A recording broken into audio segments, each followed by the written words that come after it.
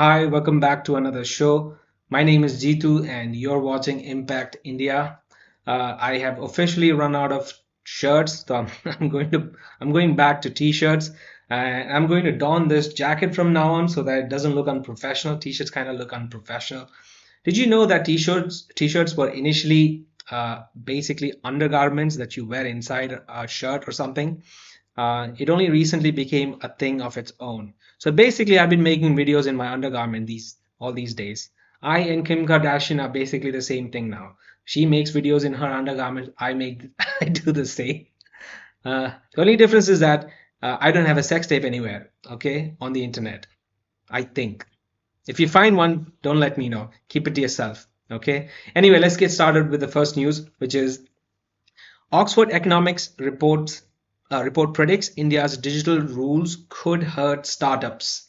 An Oxford Economics report predicts stricter digital regulation could reduce startup creation by 20% and reduce VC investment by 25%.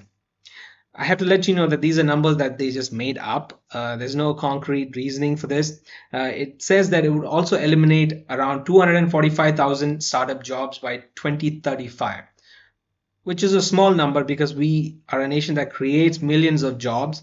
240,000 isn't a big deal until 2035. Anyway, the report argues that excessive compliance burdens could slow down innovation. Now, startup ecosystem says over-regulation could make India less attractive for entrepreneurs and investors. My opinion on this is if regulation hinders innovation, then explain China. Shouldn't it be the least innovative?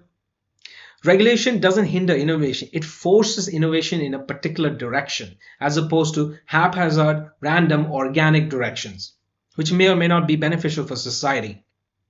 Now, whether these regulations will backfire or not, time will tell. Okay, but the premise of the argument doesn't hold water. Regulation forces innovation in a particular direction. Banning technology development outright will completely hinder it, however. Regulation isn't a blanket ban. Regulation is on tech development is an attempt to channelize it. Whether this channelization will go as intended, I don't know. Time will tell. Why is regulating cars, planes, food and drugs okay, but not IT technology? It seems like you don't want accountability. That is what this is all about. You don't want accountability. That's it. Now, anyway, this is my opinion. Do let me know what you think. Let's move on to the next news, which is also something similar. GoDaddy warns India's crackdown on fake sites could damage the internet. How is banning fake sites damaging?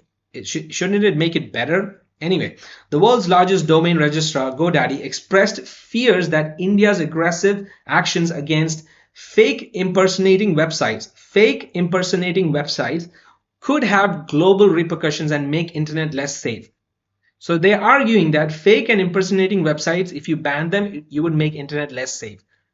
I mean, are they joking or like what is happening? How can somebody say this with a straight face? Fake and impersonating websites are going to make the internet less safe if you ban them, whatever. Anyway, my opinion on this is, hello, China, the strictest country on earth, is thriving. It is safe to say that regulation channelizes tech development. It doesn't hinder it. Banning a technology outright like nuclear or AI or rockets will hinder it. But regulation isn't banning. Governments all over the planet have been regulating cars for safety standards and emission standards. Car manufacturers didn't stop making cars. They just adapted to the heavy regulation. Only people who lack brains pretend regulation is the same as outright ban. Okay. Now, why is regulating cars, planes, food and drugs okay, but not IT technology? It seems like you don't want accountability. Like I said again, a regulation isn't an outright ban. It is an attempt to channelize innovation. That's just my opinion. Do let me know what you think. If you think I've made a mistake, correct me so that I can become less and less wrong each day. And that's it for today. I'll see you in the next one. Bye.